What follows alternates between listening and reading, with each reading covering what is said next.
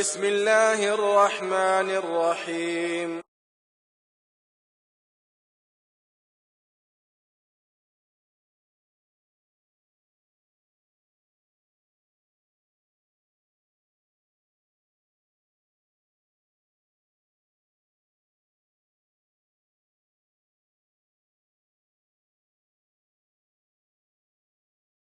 بسم الله.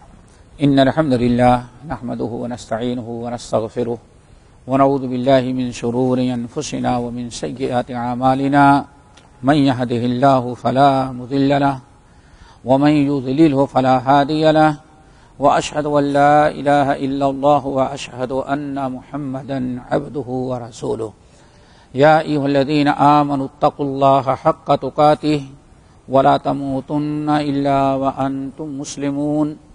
يا أيها الناس اتقوا ربكم الذي خلقكم من نفس واحدة وخلق منها زوجها وبث منهما رجالا كثيرا ونساء واتقوا الله الذي تساءلون به والأرحام إن الله كان عليكم رقيبا.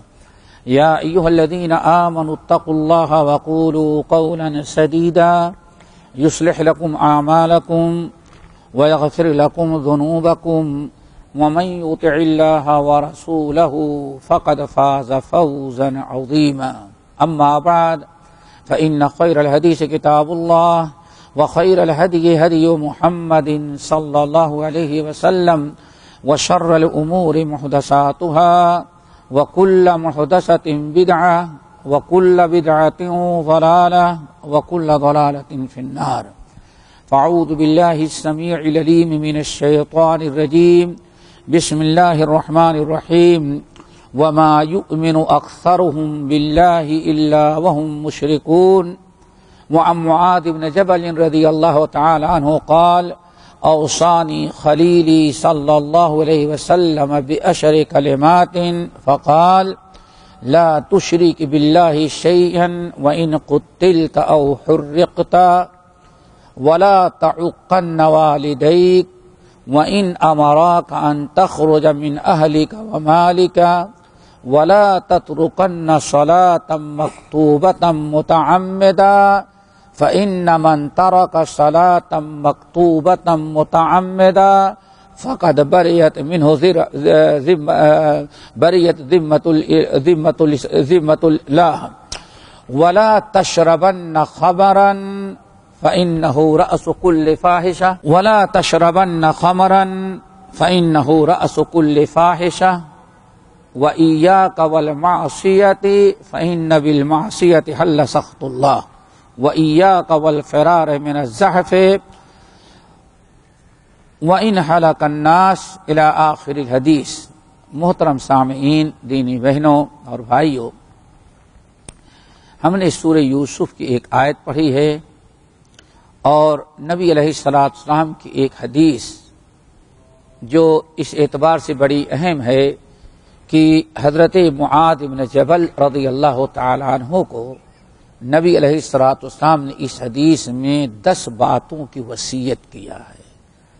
وصیت کا مطلب یہ ہوتا ہے کسی کو کسی چیز کی تاکید اور اہمیت دیتے ہوئے زوردار انداز میں اس کو تاکید کی جائے، اسی چیز کا نام کیا ہے؟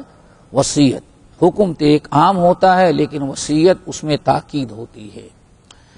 حضرت معاذ بن جبل رضی اللہ تعالیٰ عنہ کے بارے میں آپ حضرات جانتے ہیں کہ بڑے اونچے درجے کے صحابی ہیں۔ نبی علیہ الصلوۃ والسلام اس حدیث کو یاد کریں جس میں اللہ کے رسول نے ارشاد فرمایا: لوگو ارحم بامتی ارحم من امتی بامتی ابو بکر واشدهم فی الامر اللہ عمر واصدقهم حیاء عثمان بن عفان وعالمهم بالحلال والحرام معاذ بن جبل وافرادهم ثابت بن زید بن ثابت واقرؤهم ابی بن کعب ولکل نبی او لکل فی کل امت امین وامین هذه الامت ابو عبیدہ ابن الجراح او کما قال علیہ الصلوۃ والسلام۔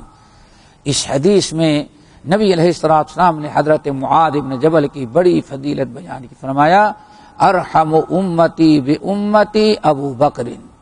7 صحابہ کرام ہیں، ان کی خاص نمایاں خصوصیت اللہ کے رسول صلی اللہ علیہ وسلم نے اس حدیث کے اندر بیان کیا، فرمایا ارحم امتی بامتی ابو بکر، میری امت میں سب سے زیادہ میری امت پر رحم و کرم کرنے والا، شفقت کرنے والا ابو بکر ہے۔ ابو بکر سے زیادہ امت پر مہربان کوئی انسان نہیں۔ نمبر 2، آپ نے فرمایا واشدہم فی امر اللہ عمر بن الخطاب، اور دین کے معاملے میں سب سے زیادہ سخت جو ہیں وہ ہماری امت میں عمر ابن الخطاب ہیں۔ وَأَصْدَقُهُمْ حَيَاءً، اور میری امت میں سب سے زیادہ حیا کرنے والے عثمان بن عفان ہیں۔ وَعَالَمُهُمْ بِالْحَلَالِ وَالْحَرَامِ معاذ بن جبل، اور جو دین میں لے کر کے آیا ہوں اس میں حلال اور حرام کا علم رکھنے والے سب سے بڑے معاذ بن جبل ہیں۔ عالم الصحابہ، آپ نے کہا وعالم امتی، میرے امت کا سب سے بڑا عالم جو ہے حلال و حرام کا کون ہے؟ معاذ بن جبل۔ پھر آپ نے ارشاد فرمایا کہ وافرادہم زید بن ثابت، اور علم فرائض کا سب سے بڑا عالم زید بن ثابت ہیں۔ وَأَقْرَؤُهُمْ أُبَيُّ بْنُ كَعْبٍ، اور قرآن کی قرات کا جب معاملہ آیا تو سب سے اچھے قرات کرنے والے کون ہیں؟ ابی بن کعب سید القرہ۔ پھر نمبر 7واں آپ نے ارشاد فرمایا ہر نبی کے لیے یا ہر امت کا ایک امین ہوتا ہے، پوری امت کا سب سے زیادہ امانت دار۔ وَأَمِينُ هَذِهِ الْأُمَّةِ، اور میری اس امت کا سب سے بڑا امانت دار جو ہے ابو عبیدہ ابن الجراح رضی اللہ تعالی عنہ ہیں۔ یہ 7 صحابہ کی ہر ایک کی نمایاں خوبی اللہ کے رسول نے بیان کیا، اور معاذ بن جبل کی جو خوبی بیان کیا وَعَالَمُهُمْ بِالْحَلَالِ وَالْحَرَامِ معاذ بن جبل او کما قال علیہ الصلوۃ والسلام۔ طبقات ابن سعد وغیرہ کی روایت حضرت معاذ بن جبل رضی اللہ تعالیٰ عنہ کے بارے میں آتا ہے کہ عمر ابن الخطاب رضی اللہ تعالیٰ عنہ نے کہا اگر میں بغیر مشورے کے اپنے بعد امت کا کسی کو خلیفہ مقرر کرتا تو معاذ بن جبل کو۔ وَإِنْ سَأَلَنِي اللَّهُ يَوْمَ الْقِيَامَةِ عَنْ هَذَا، میں اپنی جگہ پر اپنا خلیفہ کس کو بنا کے جاتا امت پر؟ معاذ بن جبل کو۔ اور قیامت کے دن اللہ تعالی ہم سے جب پوچھے گئے تھا کہ اتنے لوگوں میں صرف معاذ کو تم نے کیوں بنایا خلیفہ، تو میں کہتا ہے اللہ میرے ان کانوں نے نبی علیہ السلام کو فرماتے ہوئے سنا تھا کہ قیامت کے دن حشر کے میدان میں ایک بہت خوبصورت اونچا سا اسٹیج اور ممبر تیار کیا جائے گا، سارے اولین والا آخرین آدم علیہ السلام کے زمانے سے لے کر کے رہتی دنیا تک جتنے علماء ہوں گے سب کو اللہ تعالی وہاں اکٹھا کرے گا، اور معاذ بن جبل کو سب کا سردار بنا کر کے اس اسٹیج پر بیٹھا دے گا۔ تو میں نے یہ نبی کی زبانی سنا تھا، اس لیے میں نے اپنا خلیفہ امت پر کس کو مقرر کیا؟ معاذ بن جبل کو۔ ان ابراہیم کان امۃ واحدہ، حضرت عبداللہ بن مسعود رضی اللہ تعالیٰ عنہ نے ایک موقع پر فرمایا کہ لوگوں معاذ بن جبل کان امۃ واحدہ، پوری ایک امت تھے۔ لوگوں نے کہا کیسے امت ہو جائیں گے؟ امت تو کہتے ہیں پورے اس کو قوم کو، یہ کیسے امت ہو جائیں گے؟ کہا امت کا ایک معنی قوم کیا آتا ہے، دوسرا معنی یہ آتا ہے ان ابراہیم کان امۃ واحدہ، ابراہیم پوری ایک امت تھے۔ پھر بتایا الامۃ الذی یدعو الناس الی الخیر، امت اس کو، امت کا ایک معنی آتا ہے کہ جو لوگوں کو خیر کی طرف بلائے اور برائی سے روکے اس کو امت کہا جاتا ہے. اور قانت کہتے ہیں مطیعا للہ ورسولہ، اللہ اس کے رسول کے اطاعت و فرما برداری کرنے والا. تو اس اعتبار سے میں معاذ بن جبل کو پوری ایک امت کہتا ہوں کہ انہوں نے جس وقت دعوت و تبلیغ کا بگڑا اٹھایا وہ پورے ایک نبی کی امت کی حیثیت سے اٹھے تھے. تو ان کا بڑا اونچا مقام و مرتبہ ہے. کہتے اوصانی خلیلی صلی اللہ علیہ وسلم، ہمارے خلیل محمد صلی اللہ علیہ وسلم نے ہمیں 10 باتوں کی وصیت کیا. 10 باتوں میں پہلی بات فرمایا یا معاذ لا تشرک باللہ شیئا وَإِن قُتِلْتَ أَوْ حُرِّقْتَ. اے معاذ اللہ کے ساتھ زندگی میں کبھی کسی کو شریک نہیں کرنا.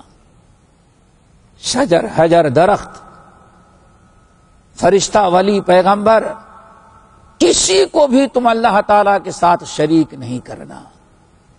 وَإِن قُتِلْتَ أَوْ حُرِّقْتَ، گرچہ تمہیں کاٹ کر کے تمہارے ٹکڑے ٹکڑے کر دیے جائیں یا آگ میں جلا کر کے تمہیں راکھ اور کوئلہ بنا دیا جائے، بوٹیاں بوٹیاں جدا ہو جائیں، آگ میں جل کے راکھ بن جانا، لیکن کبھی اللہ تعالی کے ساتھ شریک نہیں کرنا. شرک سے منع کیا. یہ بہت بڑی تاکید تھی کہ انسان کو سب سے زیادہ نقصان پہنچانے والا عمل جو ہے وہ شرک ہے. یہاں تک کہ آپ نے ارشاد فرمایا اگر توحید کے خاطر تمہیں ٹکڑے ٹکڑے بننا پڑے اور آگ میں جلنا بھی پڑے تو ٹکڑے ٹکڑے بن جانا، آگ میں جل جانا، لیکن خبردار تم اللہ تعالیٰ کے ساتھ شریک کر کے اپنے عقیدے کو خراب نہیں کرنا. اللہ تعالیٰ ہم سب کو عقیدے توحید پر قائم رکھے. اسی لیے یہ چیز یاد رکھیے گا، آج ہمارے بہت سارے لوگ بھائی مسلمان کیسے مشرک ہو سکتا ہے، کلمہ پڑھنے والا کیسے مشرک ہو سکتا ہے؟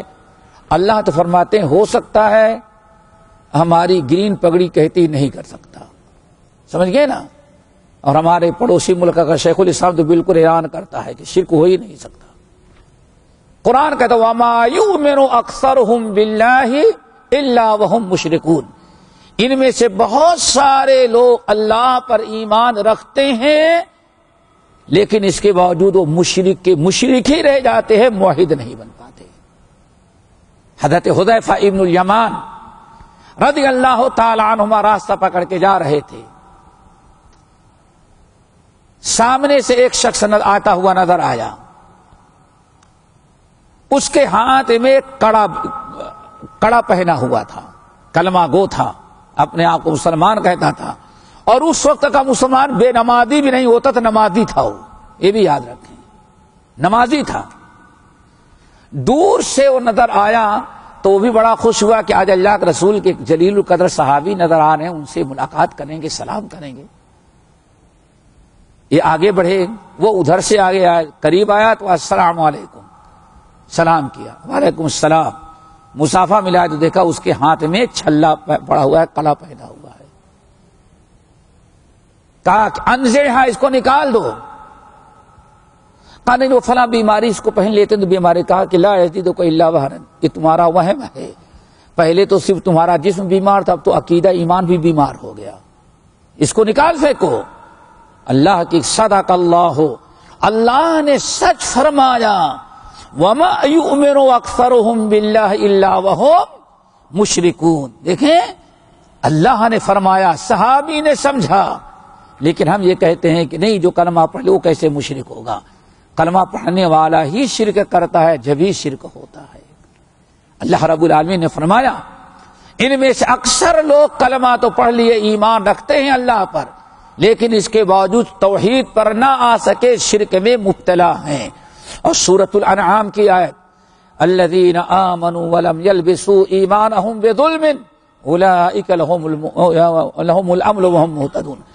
جو لوگ اللہ پر، جو لوگ ایمان لائے اور پھر اپنے ایمان میں شرک کو نہیں ملنے دیا، وہ امن و امان ملے گا ان کو. کو، ان پر وہ موحد ہیں اور ان کو امن و امان ملے گی جہنم کے عذاب سے اور دنیا میں قتل و غارت سے، انہیں اللہ تعالیٰ امن و امان دے گا۔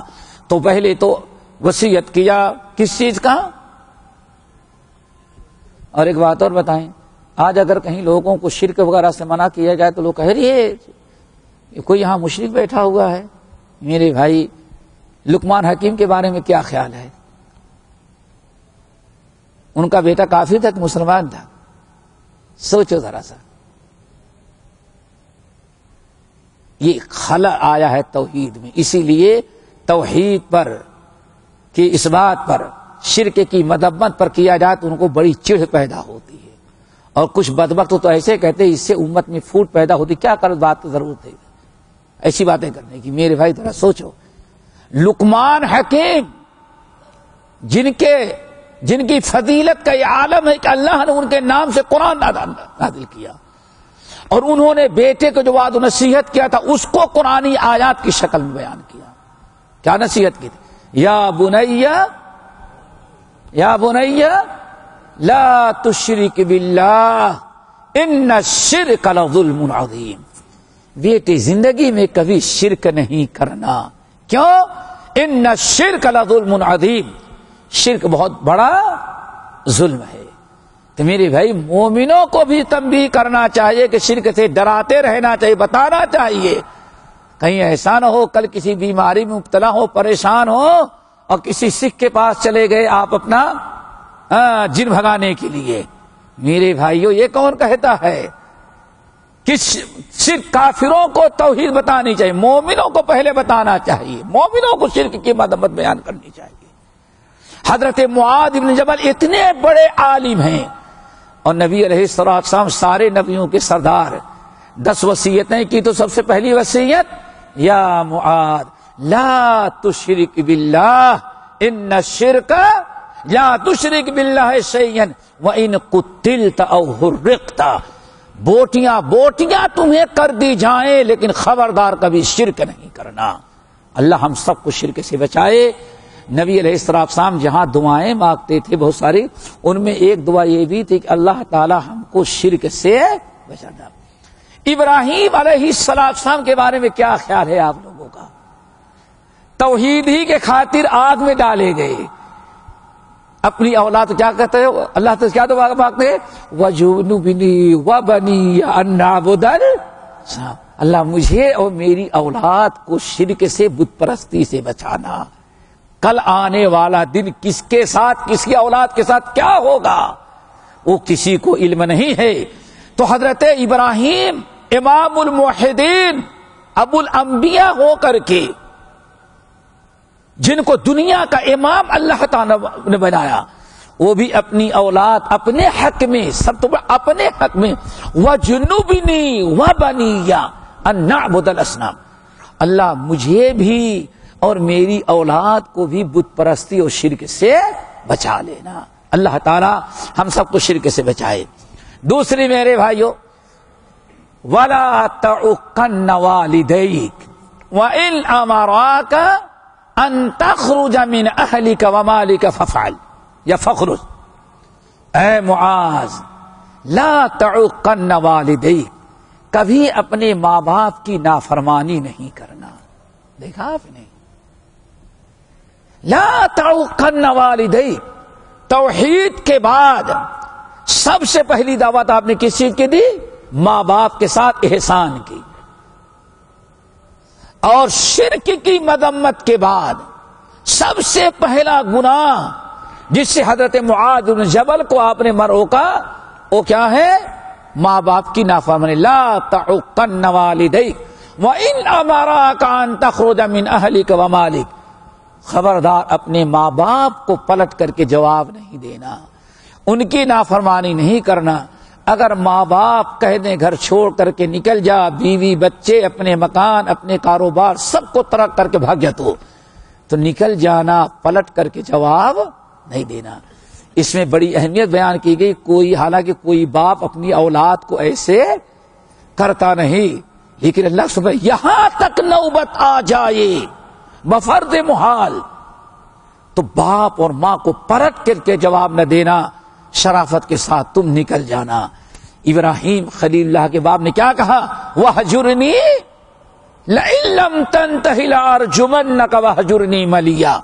ابراہیم اگر تو دعوت توحید سے بات نہ آیا اور معبودوں کے ہمارے معبودوں کو غلط کہنے سے بات نہ آیا تو گھر سے سنسار کریں گے، میرے گھر سے نکل جا تو۔ باپ نے کیا، بیٹے نے کیا کہا؟ سلام علیک۔ اچھا آپ کا یہی حکم ہے میں نکل جاؤ تو نکل جاؤ، تو السلام علیکم نکل گئے۔ اور کہتے ہیں یہاں سے جانے کے بعد بھی آپ کو بھولیں گے نہیں، آپ کے حق میں دعا برابر کرتے رہیں گے۔ اللہ تعالیٰ سے دعا کرو ایسی ہی اولاد ہمیں اور آپ کو نصیب فرمائے، یا ایسی اولاد بنائے ماں باپ کی ایسی۔ ہاں دوسری چیز، اور میرے بھائی والدین کے بارے میں بہت ساری باتیں آتی رہتی ہیں، یہی ایک چیز آپ کو بتا دیں، اللہ اکبر، اتنی خطرناک حدیث آپ نے ارشاد فرمایا تو 1000 نماز پڑھ ڈال، کتنا بھی دل لگا کے نماز پڑھے، اگر ماں باپ ناراض ہیں، ماں باپ کو تو نے ستایا نافرمانی کیا تو تیری کوئی نماز اللہ تعالیٰ کے ہاں قبول نہیں ہوتی۔ آدمی اپنی اپنے انجام کو سوچے۔ نمبر 3، اے معاذ لا تترکن صلاة مکتوبة متعمدا فإن من ترک صلاة متعمدا فقد برئت منہ ذمۃ اللہ او کما قال علیہ السلام۔ اے معاذ خبردار، کبھی فرض نماز نہیں ترک کرنا۔ اور آج کیا بنا ہوا ہے ماحول کہ معلوم پڑتا ہے حکم دے دے کبھی نماز نہیں پڑھنا، صرف رمضان میں پڑھ لینا ہے، جمعے کو پڑھ لینا۔ وہاں ذرا سوچو، ماحول ایسا بن گیا ہے، اس قدر نماز چھوڑنے کے عادی ہو گئے، معلوم پڑتا ہے کہ ان کو نماز پڑھنے ہی سے منع کیا گیا ہے اور اللہ سے چھوڑنے سے منع کر رہے ہیں۔ لا تترکن صلاة مکتوبة متعمدا، کبھی بھی قصدن فرض نماز کو نہیں ترک کرنا۔ کیوں بھائی؟ چلو گناہ تو الگ سی چیز ہے، جہنم کی سزا عذاب قبر تو ہی ہے، ان تمام عذابات سے پہلے نماز چھوڑنے کا ایک بڑا عذاب اللہ کے رسول نے اس حدیث کے اندر یہ بیان کیا، فَإِنَّ مَن تَرَكَ صَلَاةً مَّكْتُوبَةً مُتَعَمِّدًا فَقَدْ بَرِئَتْ مِنْهُ ذِمَّةُ اللَّهِ، کیونکہ جس نے فرض نماز ترک کر دیا قصدن، پھر اللہ تعالیٰ اپنے امن و امان اور حفاظت کی گارنٹی اٹھا لیتا ہے، پھر اللہ اس کی کوئی پرواہ نہیں کرتا۔ اب اللہ اس کا کسی چیز میں مددگار نہیں بنتا۔ تم نماز چھوڑ کر کے کہاں شرک کر رہے ہو، نماز چھوڑ کر کے کہاں پارکوں اور کلبوں میں حرام کاری کر رہے ہو، نماز ترک کر کے کس شراب کھانے میں شراب جوا پی رہا ہے، اللہ کوئی پرواہ نہیں کرے گی۔ کیوں؟ تو نے رب کی فرما برداری، مسجد اللہ کے گھر اور اللہ کے سب سے بڑے فریضے کو تو نے ترک کرنا شروع کر دیا ہے۔ فقد بریت منہ ذمۃ اللہ، بے نمازی اپنا انجام سوچے، پھر کہتا ہے کہ میرے اوپر مصیبتیں ہیں، یہ بلائیں ہیں، ساری بلائیں آئیں گی۔ کیوں؟ اللہ تعالیٰ نے اپنی حفاظت کی توفیق کی ذمہ داری چھین لی، تجھ سے اٹھا لیا، اب تجھے شیطان کے حوالے۔ وَمَن يَعْشُ عَن ذِكْرِ الرَّحْمَنِ نُقَيِّضْ لَهُ شَيْطَانًا فَهُوَ لَهُ قَرِينٌ، جس نے نماز چھوڑا، رب کے ذکر سے منہ موڑا، رحمان نے اپنی حفاظت اٹھائی اور شیطان کو اس کے اوپر مسلط کر دیا۔ اب اس کو دوست کیسے ملیں گے؟ شیطان۔ ساتھی کیسے ملیں گے؟ شیطان۔ اٹھنا بیٹھنا کیسے لوگوں کے ساتھ ہوگا؟ شیطان۔ من الجنۃ والناس من شر الوسواس الخناس الذی یوسوس فی صدور الناس من الجنۃ والناس۔ یاد رکھو میرے بھائیو، اپنی اولاد کا ذرا خیال کرو۔ آپ تو پڑھتے ہیں لیکن اولاد آنے والی جو بیٹھی ہے یہ کبھی بے نمازی نہ بن سکے۔ سانپ سے موت کے وقت سے لے کر کے موت کے وقت، کلا اذا بلغت التراقی وقیل من اراق وظن انہ الفراق والتفت الساق بالساق الى ربک یومئذ المساق. ایمان تو نے روح کب فرشتے نے پکڑا، حالت ندا میں ہے.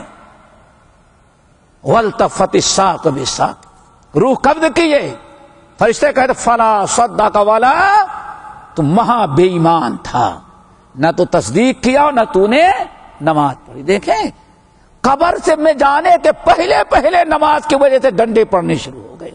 بے نمازی اپنا انجام سوچتا ہے. پھر قیامت کے دن حشر کے میدان میں یوم یکشف عن ساق ویدعون الی السجود فلا یستطیعون خاشعۃ ابصارهم ترهقهم ذلہ وقد كانوا يدعون الى السجود وهم سالمون. حشر کے میدان میں انٹرویو ہو رہا ہے. بھائی رب نے بلایا نماز پر سجدے میں جاؤ، نماز پڑھو. اب جتنے بے نمازی ہوں گے بڑی ہوشیاری دکھائیں گے، یہاں پڑھ کے دکھا دیں. ان کے پیٹھ کو اللہ تعالیٰ بالکل سخت کر دے گا کہ وہ رکوع سجدہ کر ہی نہیں سکیں گے. کیا کہا جائے گا؟ وَقَدْ كَانُوا يُدْعَوْنَ إِلَى السُّجُودِ وَهُمْ سَالِمُونَ. یہ وہ لوگ ہیں جن کو سجدہ کرنے سے روک دیا جا رہا ہے. رب کے سامنے سجدہ نہیں کر سکتا.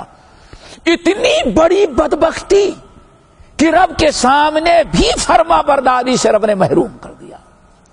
وَقَدْ كَانُوا يُدْعَوْنَ إِلَى السُّجُودِ وَهُمْ سَالِمُونَ. ان کو بلایا جاتا تھا سجدہ کرنے کی طرف، نماز کے لیے. صحیح سالم تھے، اس وقت یہ نماز نہیں پڑھتے تھے. قُلُوا وَتَمَتَّعُوا قَلِيلًا إِنَّكُمْ مُجْرِمُونَ. 10 نمبری تم ہو. کیا اور خطرناک ہے، سب سے وہی خطرناک 10 نمبری نا، نمبری ڈاکو چور بے ایمان. 10 نمبری. قُلُوا وَتَمَتَّعُوا قَلِيلًا إِنَّكُمْ مُجْرِمُونَ. کھاؤ پیو مزہ کر لو، لیکن ہو تم مجرم 10 نمبری بدبخت. کیوں؟ جب کہا جاتا ہے نماز پڑھو تو دنیا کا سارا کام وَإِذَا قِيلَ لَهُمُ ارْكَعُوا وَإِذَا قِيلَ لَهُمُ ارْكَعُوا لَا يَرْكَعُونَ.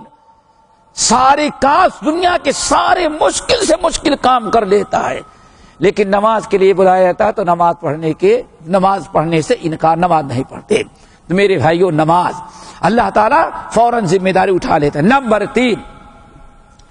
نمبر 4 وَلَا تَشْرَبَنَّ خَمْرًا. اے معاذ خبردار، کبھی شراب نہیں پینا. کیوں؟ فَإِنَّهُ رَأْسُ كُلِّ فَاحِشَةٍ. ہر بے حیائی اور برائی کا ذریعہ کیا بنتا ہے؟ بنتی ہے شراب. نبی علیہ السلام کی حدیث چند جملے کی. آپ نے فرمایا اے لوگو، شراب جو ہے ساری برائیوں کی جڑ ہے. فَمَنْ شَرِبَهَا، جس شخص نے شراب پیا، فَقَدْ وَقَعَ عَلَىٰ أُمِّهِ وَعَمَّتِهِ وَخَالَتِهِ. اے لوگو خبردار، الخمر رأس كل فاحشہ، ہر بے حیائی اور برائی کی جڑ کیا ہے؟ شراب.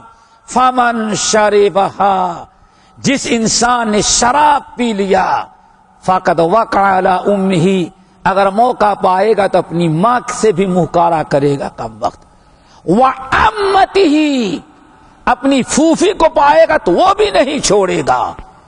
وَخَالَتِهِ، خالہ کو پائے گا تو اس کو بھی نہیں چھوڑے گا. یہ شراب کا انجام ہوتا ہے. اور جہاں شرابیں پی جاتی ہیں اور شراب نوش جو ہے، اب کبھی پڑوس میں اللہ کرے نہ ہو کوئی پڑوسی ہو، تب ذرا دیکھو گھر میں کیسی کیسی حرکتیں وہ شراب پینے کے بعد کرتا ہے. ساری برائیوں کے جو ام الخبائث شراب ہے. اللہ سے فرما فَإِنَّهُ رَأْسُ كُلِّ فَاحِشَةٍ. نمبر 5 وَإِيَّاكَ وَالْمَعْصِيَةَ فَإِنَّ بِالْمَعْصِيَةِ حَلَّ سَخْطُ اللَّهِ. اے معاذ، ہمیشہ گناہوں سے اپنے آپ کو بچانا، برائی سے بچانا، اللہ اس کے رسول کے نافرمانی سے بچانا. کیوں؟ انہی گناہوں اور برائیوں کی وجہ سے اللہ کا عذاب نازل ہوتا ہے. آج کتنے عذاب نازل ہو رہے ہیں، سوچو کہ اس کا سبب کیا ہے. فَكُلًّا أَخَذْنَا بِذَنبِهِ فمنهم من ارسلنا علیہ حاصبا ومنهم من خسفنا به الارض ومنهم من اغرقنا.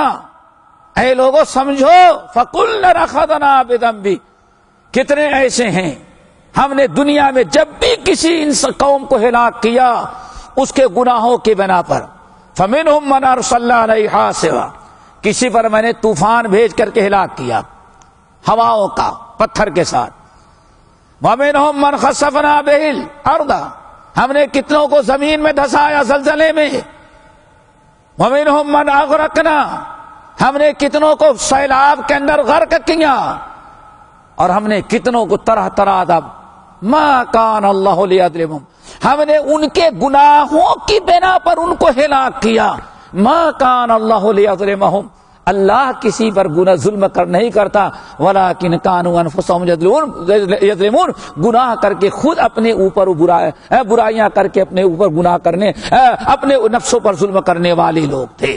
تو انسان ہمیشہ اپنے آپ کو گناہوں سے بچائے. ضرب اللہ مثلا قریۃ کانت آمنۃ مطمئنہ، اللہ تعالیٰ نے کتنی قومیں بڑے مزے کی زندگی گزار رہی تھی، لیکن جب انہوں نے اللہ کی نافرمانی کیا فَأَذَاقَهَا اللَّهُ لِبَاسَ الْجُوعِ وَالْخَوْفِ، تو اللہ تعالیٰ طرح طرح کا عذاب ان کے اوپر مسلط کر دیا. تو نبی علیہ السلام نے ایک قانون بیان فرمایا کہ برائیوں کے سبب ہی انسان پر عذاب آتا ہے. انسان کو اگر اپنے آپ کو ہلاکت بربادی عذاب سے بچانا ہے تو برائیوں سے اپنے آپ کو محفوظ رکھے. نمبر 6 وَإِيَّاكَ وَالْفِرَارَ مِنَ الزَّحْفِ، اے معاذ میدان جہاد میں تم دشمنوں سے جہاد کر رہے ہو، اگر دشمن غالب ہوتے ہوئے نظر آئے تو خبردار کبھی میدان چھوڑ کر کے نہیں بھاگنا. نبی علیہ السلام نے اس کو اجتنبوا السبع الموبقات، 7 ہلاک کر دینے والے گناہوں میں سے گناہ یہ بھی قرار دیا ہے کہ مومن میدان جنگ سے بزدلی دکھا کر کے بھاگے. یہ بزدلی یہ ایمان کی شان نہیں، یہ منافقوں کی اور کافروں کی شان ہے. اسی لیے ہمیشہ ہمیں نبی علیہ السلام وَأَعُوذُ بِكَ مِنَ الْجُبْنِ، اے اللہ ہمیں بزدلی سے بچانا. میدان جنگ سے چھوڑ کر ساتھیوں کو چھوڑ کر کے بھاگنا یہ ایسا بدترین گناہ ہے کہ اللہ رسول نے فرمایا خمس لیس لہن کفارہ، 5 گناہ نہایت خطرناک ہیں کہ لیس لہن کفارہ، کوئی کتنی بڑی بھی نیکی کر ڈالے کسی بھی نیکی سے 5 گناہ معاف نہیں ہوتے. ان میں ایک گناہ کیا ہے؟ میدان جنگ سے بزدلی دکھا کر کے بھاگنا. نمبر 7 وَإِذَا أَصَابَ النَّاسَ مَوْتٌ وَأَنْتَ فِيهِمْ فَاثْبُتْ، اے معاذ اگر کسی جگہ کوئی بیماری اور وبا آئی ہوئی ہے اور لوگ تم وہاں موجود ہو اور لوگ وہاں مر رہے ہیں تو موت کے ڈر سے بھاگنا نہیں. کیوں؟ اگر بھگ گئے تو کیا کہو گے؟ دیکھو اگر میں نہ بھگا ہوتا تو میں بھی مر جاتا. عقیدہ تمہارا بگڑ جائے گا. اگر اپنا تم سنبھال لوگے تو دیکھنے والے تمہاری ماں، تمہارا باپ، تمہارے بھائی بہن، دوست احباب ضرور کہیں گے اچھا ہوا بھگ کے آ گیا ورنہ یہ بھی مر جاتا. حالانکہ مرتا کب؟ جب اس کو موت ہوتی تب. موت نہیں ہے تو کہیں نہیں مرے گا. اسی لیے اللہ کے رسول نے فرمایا وہیں تم جڑے رہو. قل ان الموت الذی تفرون منہ فانہ ملاقیکم، موت سے کتنا بھاگو گے، موت تمہارے پیچھے. اگر موت کا وقت آ جاتا ہے فإنہ ملاقیکم، موت پکڑ لے گی. وإن کنتم فی بروج مشیدہ، بالکل بند کوٹری کے اندر چاروں طرف سے بند کر لو اور یہ سوچو اب ملک الموت کہاں سے آئیں گے. جب بھی اللہ فرماتے ہیں یدرککم الموت، وہاں بھی موت کا فرشتہ روح قبضہ کرنے کے لیے پہنچ جائے گا. تو میرے بھائیو موت کے ڈر سے بھاگنا نہیں چاہیے. اگر وہاں تھے تو بھاگو نہیں، اور اگر وہاں نہیں تھے باہر تھے تو وہاں جاؤ نہیں. آئی بات سمجھ میں نا؟ کیوں؟ اگر چلے گئے موت آ گئی، موت لکھی ہوئی ہے تو لوگ کیا کہیں گے؟ اگر وہاں نہ جاتا تو نہ مرتا. اس لیے عقیدہ برباد نہ کرو. نمبر 8 وَأَنفِقْ عَلَىٰ عَيَالِكَ مِنْ طَوْلِكَ، اے معاذ جو کماتے ہو، جو محنت کرتے ہو، جو آمدنی ہوتی ہے، اپنی آمدنی کو سب سے پہلے کن پر خرچ کرنا؟ علی عیالک، اپنے عیال کس کو کہتے ہیں؟ وابدأ بمن تعول، وابدأ بمن تعول، وہ گھر کے افراد جن کے کھلانے پلانے کی ذمہ داری آپ پر ہے، جن کی سرپرستی آپ نے اٹھایا ہے، ان کو کہا جاتا ہے عیال۔ صرف بیوی بچوں کا عیال نہیں، سب کو عیال کہا جاتا ہے۔ وابدأ بمن تعول، ممکن ہے مطلقہ بہن ہو، ممکن ہے آپ کے گھر بھائی کا انتقال ہو گئے، یتیم بچے ہوں، پاس پڑوس میں، رشتہ دار میں، قرابت دار میں کوئی اور ایسا ہو جس کی سرپرستی آپ کر رہے ہیں، تو اللہ کے رسول نے فرمایا سب سے پہلے وابدأ بمن تعول، اپنی آمدنی کو کس پر خرچ کرنا؟ جن کی سرپرستی، جن کی ذمہ داری تمہارے اوپر ہے۔ ہمارے یہاں کیا کہتے ہیں؟ سب سے پہلے بابا کو دیا جاتا ہے، ان کا حصہ پہلے مقرر، اس کے بعد ختم دلانا ہے تو بھی حصہ الگ کر لیا جاتا ہے۔ کتنے اونٹ تیری کون سی کل سیدھی، میرے بھائی ذرا سوچو، کتنی وضاحت۔ قرآن و حدیث کیا کہتا ہے؟ وابدأ بمن تعول، سب سے پہلے تمہاری کمائی آمدنی کا مستحق کون ہے؟ کہاں سے شروع کرو؟ جن کی سرپرستی تمہارے اوپر ہے، ان سے۔ نمبر 9، لا ترفع عنہم عصاک ادبا، ہمیشہ اولاد کو تنبیہ کرنے کے لیے، ادب سکھلانے کے لیے ڈنڈے کو بالکل اپنے ساتھ رکھنا، تاکہ سمجھ جائے کہ ہاں چھڑی ہے ڈیڈی کے ہاتھ میں، کہیں ایسا رہو زیادہ حرکت کریں تو ایک رکھ دیں گے، مارنے کی نوبت ہی نہ آئے۔ اور جو لوگوں نے تجربہ کیا مارنا نہیں پڑتا، بس ڈنڈا لے کے دوڑنا پڑتا ہے، بچے خود ہی شریف بن کر کے بیٹھ جاتے ہیں۔ اور جن لوگوں نے کہا نہیں بچے مارنے سے خراب ہوتے ہیں، تو اللہ میں نے دیکھا ان کا بچہ پکڑتے ہیں تو ان کا بچہ ان کو لات مارتا ہے۔ سمجھ گئے نا؟ یہ ان کا انجام ہے جو قرآن حدیث کی مخالفت کی ہے۔ ان کو ادب سکھلانے کے لیے، سدھارنے کے لیے ڈنڈا ساتھ رکھو۔ اور ہمارے پروفیسر صاحب نے کیا بیان کر دیا؟ نہیں بچے مارنے سے خراب، پتہ نہیں تم اپنے باپ کے لیے کتنے اچھے رہے، صحیح، اسی لیے پڑھتے پڑھتے سب کچھ ہو جاتا ہے۔ کیوں؟ ماں باپ کا کوئی ڈر اور کوئی ہیبت دل میں ہے ہی نہیں، وہی بھگت رہا ہے آدمی، نہ ہندو دیکھ رہا ہے، نہ یہودی، نہ عیسائی، مائی چوائس کا معاملہ ہے، میری پسند ہے۔ سارا بیڑا کس لیے غرق ہو رہا ہے؟ تم نے اولاد کو کبھی تنبیہ نہیں کی، تنبیہ نہیں کرنا چاہا۔ نبی فضول میں ایسے معاذ بن جبل کو تعلیم دے رہے ہیں، سمجھ گئے نا؟ یہ جو انسان کو آج تک بندر سمجھتے ہیں وہ زیادہ جانتے ہیں کہ رحمت للعالمین زیادہ جانتے ہیں۔ آج تک وہ یہ نہیں ریسرچ کر سکتے کہ تمہارا باپ بندر تھا کہ انسان تھا، آج تک وہ بھی ان کی سائنس نہیں ریسرچ کر سکی ہے۔ وہ بچے کے بارے میں زیادہ تعلیم دیں گے یا وہ خالق اور مالک ہے جس نے ہماری اصلاح کے لیے رحمت للعالمین کو رسول پیغمبر بنا کر کے بھیجا۔ لا ترفع عنہ عصاک، سزا دینا مقصد نہیں ہے، ادب سکھلانا ہے، ادب سکھلانے کے لیے، تعلیم دینے کے لیے، تاکہ بڑے ہونے کے بعد وہ آوارہ نہ نکل جائیں، باپ کی ہیبت ہو، ماں کی ہیبت ہو، تاکہ بچے جو ہیں وہ گھر کے اندر سکون سے رہیں۔ کس کا بچہ مسجد میں شور مچاتا رہتا؟ ہمارا؟ آپ کا بچہ کبھی شور مچایا؟ اپنا بچہ کبھی آیا؟ اس کو تو آنکھ دکھا دو گے تو بیٹھ جائے گا۔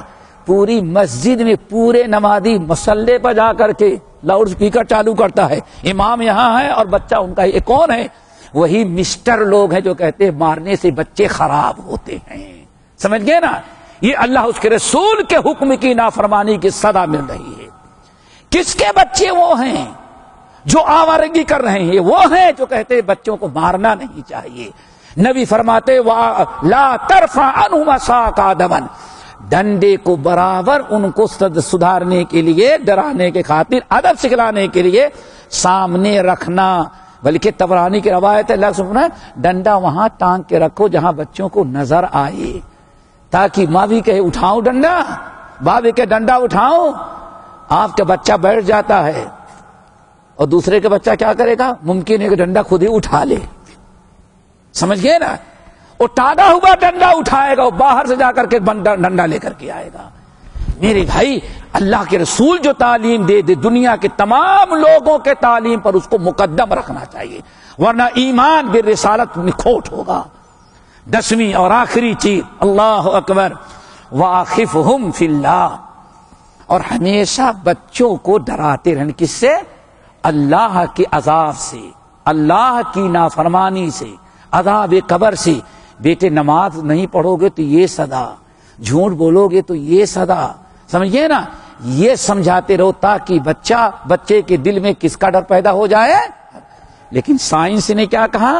آج سپر پاور ملک سے آتا ہے، ہمارے مسلم ملکوں میں بچوں کی تربیت کیسے کرنی چاہیے، تو خنزیر خور شراب نوش کیا کہتا ہے؟ بچوں کو ڈرائیں گے تو بزدل ہو جائے گا۔ سمجھ گئے کیا ہو جائے گا؟ وہ بزدل سمجھتے ہو نا؟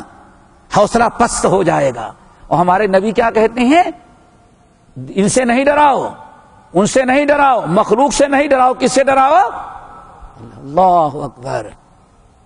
آج بڑے روشن خیال، کبھی ہم کو دعوت دے دیں، کبھی ان کے ہاں بیٹھے ہیں، وہاں اگر کوئی عذاب کی قرآن پاک کی عذاب والی سورت پڑھ دی جائے، والنازعات غرقا، ارے ایسی محفل میں ڈرانے والی نہیں، یہاں کیا کرنی تھی کہ ایسا شراب بھی پیو گے تو جنت میں اتنی حوریں مل جائیں گی، یعنی رغبت دلانے والی باتیں کرے، گنہگاروں کو گناہوں سے ڈراؤ نہیں۔ یہی نتیجہ ہوا کہ آج انسان نہ اللہ کے ڈرتا ہے، نہ عذاب قبر کی فکر، نہ موت کی ڈر، اور اس کا سب سے بڑھیا ثبوت ہے ابھی کسی گاڑی کے نیچے کوئی انسان ایکسیڈنٹ میں دبا ہو اور یہ پہنچیں گے تو نکالنے کی فکر نہیں ہوگی، بلکہ اس کو مووی ٹی وی فوٹوگرافی نکالا اور پہلے مووی تیار کرے گا تاکہ چمپئن ہم بن جائے۔ ایکسیڈنٹ ہو رہا تھا، میں نے یہ مووی تیار کی ہے۔ ارے بدبخت، تیرا کام تھا گاڑی کو ہاتھ لگا کر کے اس کو مرتے ہوئے کو بچانا۔ آج زلزلہ آتا ہے، بلڈنگیں گر رہی ہے، اللہ فرماتا ہے وَمَا نُرْسِلُ الْآيَاتِ إِلَّا تَخْوِيفًا، یہ زلزلے، یہ طوفان جو ہم عذاب بھیجتے ہیں تم کو ڈرانے کے لیے، اس انسان کے دل میں کون سا ڈر ہے جو گرتی ہوئی بلڈنگ کی وہ بنا رہا ہے؟ کیا بنا رہا ہے؟ مووی تیار کر رہا ہے۔ اس کا مطلب اس بے ایمان کے دل میں نہ اللہ کا ڈر ہے، نہ اللہ کے عذاب کا ڈر ہے، نہ زلزلے کا ڈر ہے، نہ عذاب قبر کا ڈر ہے، نہ جہنم کا ڈر ہے، کوئی خوف ہی نہیں۔ اللہ فرماتا وَمَا نُرْسِلُ الْآيَاتِ إِلَّا تَخْوِيفًا، یہ عذاب ہم نے تم کو ڈرانے کے لیے۔ ڈرانا کیا ہو گیا؟ وہ تو باقاعدہ فلم سازی ہو رہی ہے۔ یہ اس بات کی نشانی ہے کہ ڈر نہیں ہے دل کے اندر۔ ڈر ہوتا، خوف ہوتا تو توبہ استغفار کرتے کہ اللہ تعالیٰ مجھے عذاب سے بچانا، توبہ ہوتی، استغفار ہوتی۔ جیسے قرآن پر فَلَوْلَا إِذْ جَاءَهُم بَأْسُنَا تَضَرَّعُوا وَلَٰكِنْ قَسَتْ قُلُوبُهُمْ، عذاب اس لیے بھیجا کہ ان کے دل ڈر جائے، لیکن کوئی فرق نہ پڑا، کیوں؟ ان کے دل پہلے ہی سے سخت ہو چکے ہیں گناہ کرتے کرتے۔ یہ 10 وصیتیں تھی حضرت معاذ ابن جبل کو جو اللہ کے رسول نے کیا تھا، ہم نے آپ حضرات کے سامنے رکھا۔ اللہ تعالی ہم سب کو عمل کے توفیق نصیب فرمائے۔ باقی انشاءاللہ اگلے ہفتے اقول قولی ھذا واستغفر اللہ من کل ذنب واتوب الیہ۔